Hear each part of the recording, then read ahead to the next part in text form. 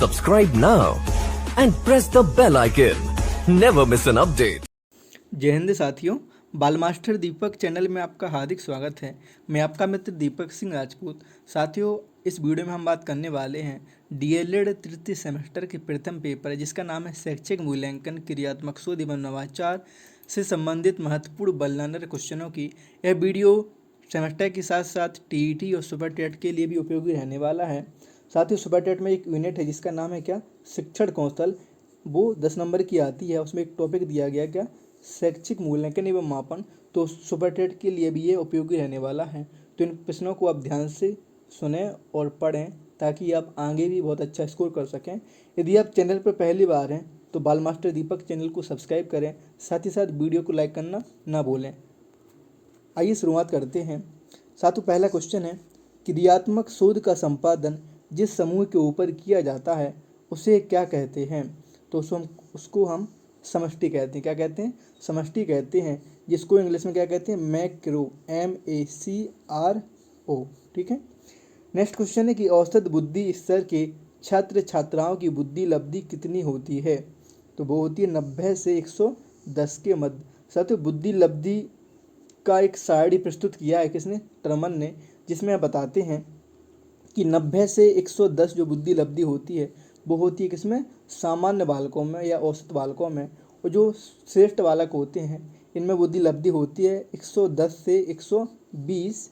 और जो अति श्रेष्ठ बालक होते हैं इनमें जो बुद्धि लब्धि होती है वो होती है 120 से लेकर 140। जो प्रतिभाशाली बालक होते हैं, जो कि पूरी दुनिया में 2% ही पाए जाते हैं, जिनकी बुद्धि लब्धि होती है 140 या उससे अधिक, है ना। तो प्रतिभाशाली बालकों में जो बुद्धि लब्धि होगी वो होगी 140 से ऊपर। अति श्रेष्ठ में होगी 120 से 140 के मध्य। और श्रेष्ठ बालकों में जो बुद्धि लब्धि होगी वो होगी 110 से 120। और जो सामान्य बालक होंगे या औसत बालक होंगे उनमें जो बुद्धि लब्धि होती है वो होती है 90 से 110 के मध्य। जो साथियों मंद बालक होते हैं, पिछड़े बालक होते हैं, इनकी जो बुद्धि होती है वो होती है 80 से 90 के मध्य। ठीक है। और जो बुद्धि लब्धि का सूत्र दिया था, निकालने का सूत्र दिया था टर्मन ने, वो क्या था? IQ बराबर मेंटल एज बटे क्रॉनिकल एज, तो मानसिक आयु बटे वास्तविक आयु गुणे 100। ये सूत्र दिया था किसने? टर्मन ने दिया था 1916 में। ठीक है। तो ये जान गए आप विस्तृत रूप से कि औसत बुद्धि स्तर की छात्र छात्राओं की जो बुद्धि लब्धि होती है वो कितनी होती है? 90 से 110 के मध्य। नेक्स्ट क्वेश्चन है कि क्रियात्मक शोध का विकास किसने किया? तो वो किया SM कोरे ने। आप यहाँ पे काट के सुधार कर लीजिएगा, क्या, SM कोरे ने, जिसका पूरा नाम क्या है साथियों? स्टीफन M कोरे। साथियों, यदि हम इनकी बात करें तो आपको याद रखना है कि इनकी जो पुस्तक का नाम है एक क्या है? विद्यालय की कार्य पद्धति में सुधार करने के लिए क्रिया अनुसंधान, इनकी पुस्तक का नाम है। साथियों, इन्होंने 1953 में कोलंबिया विश्वविद्यालय में इसका प्रतिपादन किया। किसका? क्रियात्मक अनुसंधान का। और यदि हम क्रियात्मक अनुसंधान के सूत्रपात की बात करें तो इसका जो सूत्रपात किया वो किसने किया? अमेरिका ने किया। किसने किया? अमेरिका ने किया। और इस शब्द का सर्वप्रथम प्रयोग क्रियात्मक शोध या क्रियात्मक अनुसंधान शब्द का सर्वप्रथम जो प्रयोग किया वो किया कोलियर ने। किसने किया? कोलियर ने किया द्वितीय विश्व युद्ध के दौरान। तो आपने क्या जाना कि द्वितीय विश्व युद्ध के दौरान कोलियर ने सर्वप्रथम क्रियात्मक अनुसंधान शब्द का प्रयोग किया। क्रियात्मक अनुसंधान के सूत्रपात करने का श्रेय किस देश को है? अमेरिका को है। और सन 1953 में कोलंबिया विश्वविद्यालय में प्रोफेसर स्टीफन M कोरे ने इसका प्रतिपादन किया। किस पुस्तक में? विद्यालय की कार्य पद्धति में सुधार करने के लिए क्रिया अनुसंधान। ठीक है।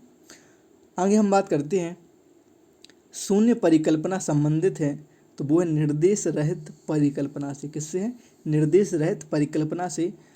नेक्स्ट है क्रियात्मक अनुसंधान का दूसरा नाम क्या है? वो है क्रियात्मक शोध।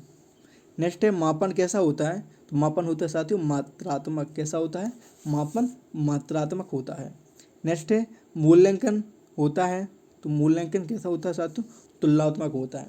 कैसा होता है मूल्यांकन? मूल्यांकन होता है तुलनात्मक। नेक्स्ट है साथियों कि क्रियात्मक अनुसंधान का प्रथम चरण कौन सा है? तो उसका नाम है क्या? समस्या की पहचान। साथियों, क्रियात्मक अनुसंधान के 7 चरण होते हैं जिनको हम सोपान भी कहते हैं। क्या कितने होते हैं? 7 चरण या 7 सोपान होते हैं। यदि हम की सोपानों की बात करें तो साथियों ये सोपान जो बताए थे वो बताए थे किसने? एंडरसन ने क्रियात्मक अनुसंधान के 7 सोपान या 7 पद बताए हैं, जिसमें जो पहला पद बताते हैं इसका नाम है क्या? समस्या का ज्ञान। क्या नाम है? समस्या की पहचान या समस्या का ज्ञान। दूसरा नाम बताते हैं कार्य के प्रति प्रस्तावों पर विचार विमर्श। दूसरा नाम क्या है? कार्य के प्रति प्रस्तावों पर विचार विमर्श। तीसरा नाम बताते हैं योजना का चयन व उपकल्पना का निर्माण। तीसरा जो सोपान है वो है योजना का चयन एवं उपकल्पना का निर्माण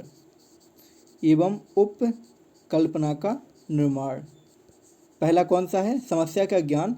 दूसरा है कार्य के प्रति प्रस्तावों पर विचार विमर्श। तीसरा है योजना का चयन एवं उपकल्पना का निर्माण। जो चौथा बताया है इन्होंने वो है तथ्य संग्रह करने की विधियों का निर्माण। चौथा बताया है सोपान जिसका नाम है तथ्य संग्रह। इस सारे क्रम से हैं, आप इसको याद रखना, क्रम से बताए जा रहे हैं। चौथा है तथ्य संग्रह करने की विधियों का निर्माण। तथ्य संग्रह करने की विधियों का निर्माण। पांचवा बताते हैं ये योजना का कार्यान्वयन व प्रमाणों का संकलन। क्या है पांचवा? योजना का कार्यान्वयन एवं प्रमाणों का संकलन। ठीक है, तो पहला बताया था क्या इन्होंने? समस्या का ज्ञान। दूसरा बताया था कार्य की प्रति प्रस्तावों पर विचार विमर्श। तीसरा बताया था इन्होंने योजना का चयन व उपकल्पना का निर्माण। चौथा बताया था तथ्य संग्रह करने की विधियों का निर्माण। और पांचवा है योजना का कार्यान्वयन व प्रमाणों का संकलन। छठवां बताती हैं तथ्यों पर आधारित निष्कर्ष। क्या छठवां?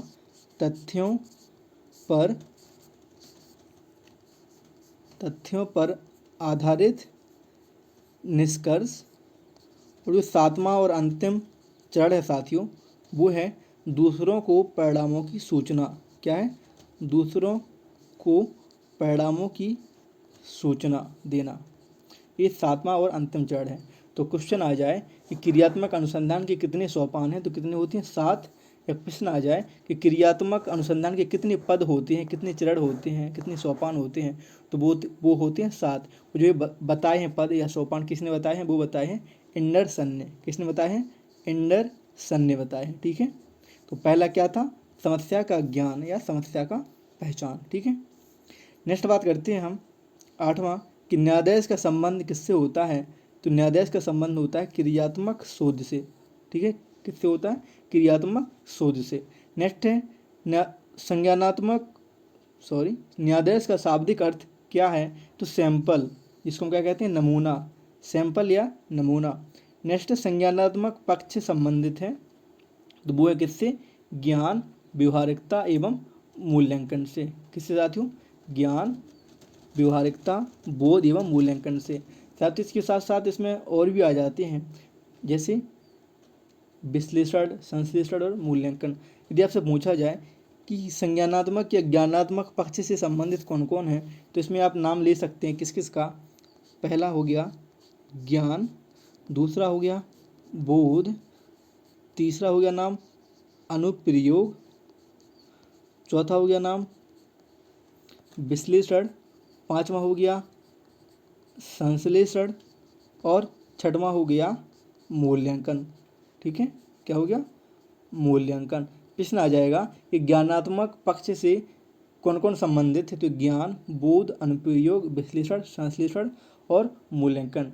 साथ ही शिक्षा में मूल्यांकन प्रक्रिया के 3 पक्ष होते हैं प्रमुख रूप से, जिसमें ज्ञानात्मक पक्ष, भावात्मक पक्ष और कौशलात्मक पक्ष। पूछ देगा कि ज्ञान किस पक्ष से संबंधित है, तो ज्ञानात्मक या संज्ञानात्मक से, या अनुप्रयोग किस पक्ष से संबंधित है।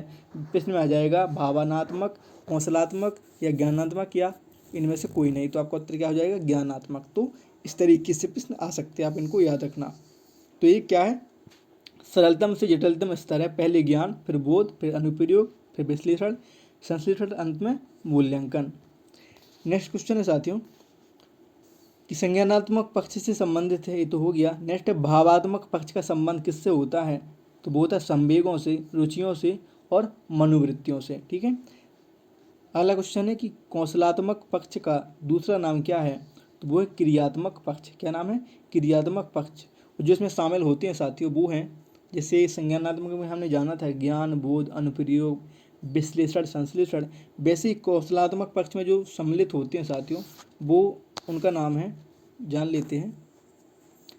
जैसे आ गया पहला उत्तेजना, क्या उत्तेजना, दूसरा आ जाएगा क्रियान्वयन, क्या आ जाएगा क्रियान्वयन, तीसरा नाम आ जाएगा साथियों नियंत्रण, क्या आ जाएगा नियंत्रण, और चौथा नाम आ जाएगा इसमें क्या समायोजन, क्या आ जाएगा समायोजन। ठीक है। और पांचवा आ जाएगा इसमें क्या स्वभावीकरण, क्या आ जाएगा स्वभावीकरण। ठीक है। तो आप इनको याद रखना है। नेक्स्ट साथियों क्रियात्मक पक्ष के स्तर कितने होते हैं, तो वो होते हैं 6 स्तर। कितने होते हैं साथियों 6 स्तर। नेक्स्ट है ऐसे परीक्षण जो बार बार प्रयोग करने पर एक ही तरह का परिणाम देता है, वो कैसे होते हैं विश्वसनीय परीक्षण। कैसे होते हैं विश्वसनीय परीक्षण। नेक्स्ट है उत्तम परीक्षण की विशेषताएं क्या हैं, तो वो है विश्वसनीयता, वैधता और व्यवहारिकता। क्या क्या विश्वसनीयता, वैधता, व्यवहारिकता। दरअसल साथियों हम उत्तम परीक्षण की जो विशेषताएं हैं इनको हम 2 भागों में बांट सकते हैं। पहली व्यवहारिक विशेषताएं, क्या पहला है साथियों व्यवहारिक विशेषताएं, दूसरे हम बांट सकते हैं इसको किसमें तकनीकी विशेषताओं में, किसमें तकनीकी विशेषताओं में। ठीक है। और व्यवहारिक विशेषताओं की बात करें तो इसमें जो पहला नाम आ जाएगा वो क्या आ जाएगा उद्देश्य पूर्णता। क्या नाम आ जाएगा उद्देश्य पूर्णता। सेकंड नाम आ जाएगा साथियों व्यापकता। तीसरा नाम आएगा इसमें व्यवहारिक विशेषताओं में वो आ जाएगा मितव्यता यानी कम खर्चीला। चौथा नाम आ जाएगा इसमें क्या सुगमता यानी सरलता। ठीक है सुगमता। तकनीकी विशेषताओं की बात करें तो इसमें जो पहला नाम आ जाएगा वो आ जाएगा क्या वैधता, विश्वसनीयता।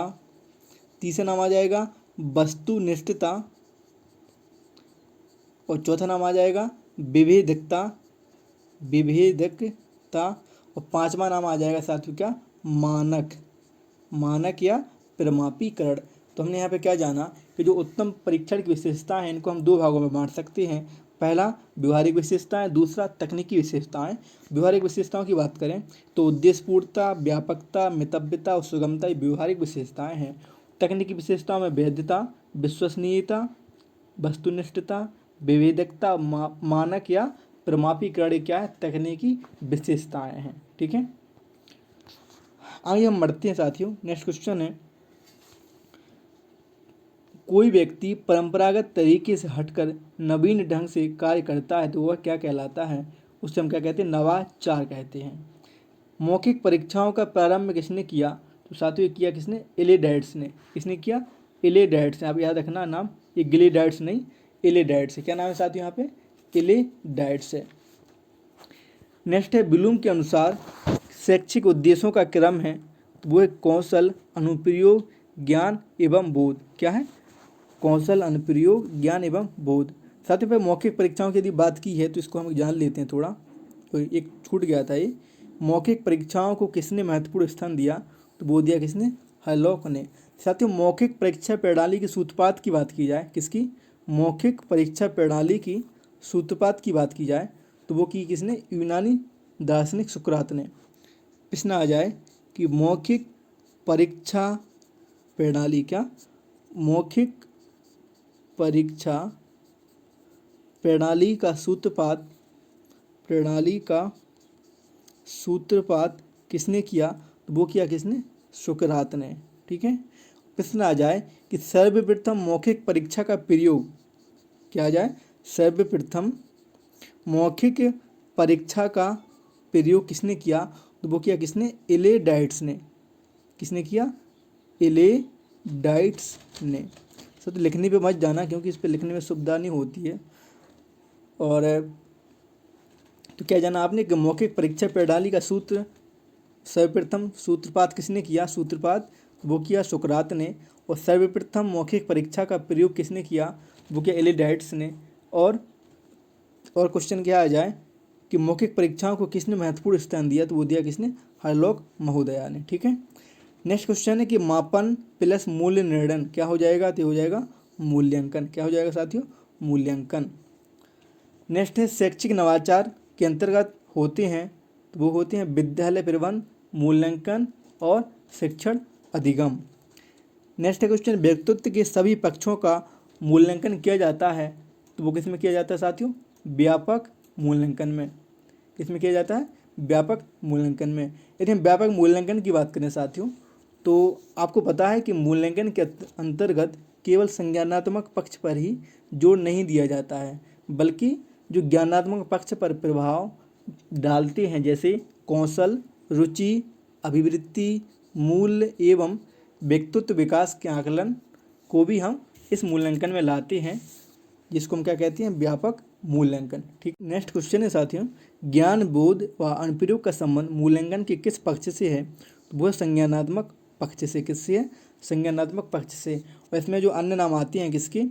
ज्ञान, बोध, अनुप्रयोग के अलावा तो विश्लेषण, संश्लेषण और मूल्यांकन भी किससे संबंधित हैं? संज्ञानात्मक या ज्ञानात्मक पक्ष से। नेक्स्ट है सत्र के अंत में किया जाने वाला मूल्यांकन क्या कहलाता है? वो कहलाता है वार्षिक मूल्यांकन।